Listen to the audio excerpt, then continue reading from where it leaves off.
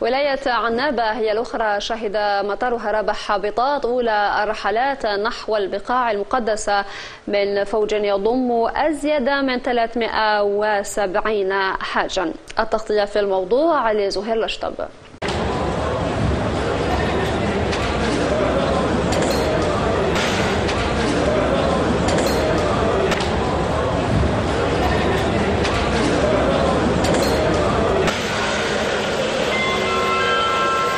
إذا مطار ربح بطاط عنابة بمناسبة موسم الحج 2025 راح يعرف 7 رحلات، مزيج بين رحلات الخطوط السعودية والتصيلي.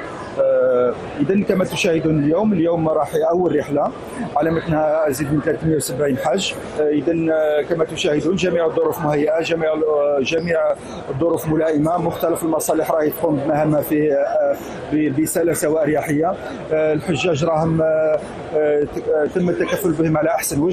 راهي التنظيم راية والرحلة تاعنا على 2:30 المدينة منورة إن شاء الله، والتنظيم راهو رايع والاجواء رائعه الحمد لله يا ربي، وكل الدعاء للجزائر والشعب الجزائري ان شاء الله، ربي يحفظ الجزائر والشعب الجزائري. 10 سنين نهبش على البلاصه هذه باش نوصل والحمد لله. 9 سنين انا مرتي 9 هذا بين بعد يا رب العالمين خرجت. هذا الثاني ان شاء الله اذا كملنا رب العالمين ان شاء الله، وربي يحفظكم وربي يهدينا ويهدي بلادنا ان شاء الله يا رب العالمين.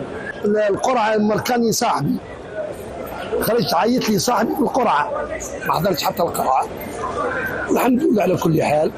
صديقي مش عارف اقول لك، انا اول خطره مركان، اول خطره خرجتها ورحت قبل العمره ان شاء الله في رمضان، قعدت 22 يوم، وهذه ان شاء الله حجه ان شاء الله. نتمنى ان شاء الله حج مبرور وذنب مغفور، مغفر الله يبارك البلاد ان شاء الله، ندعو لها ان شاء الله هذه الدعاء ان شاء الله العالمين. اول ما حاجه ندعو لها هي ندعو للوطن ان شاء الله، ندعو للوطن ان شاء الله، لكن اصلحنا الوطن اصلحنا احنا معاه ان شاء الله.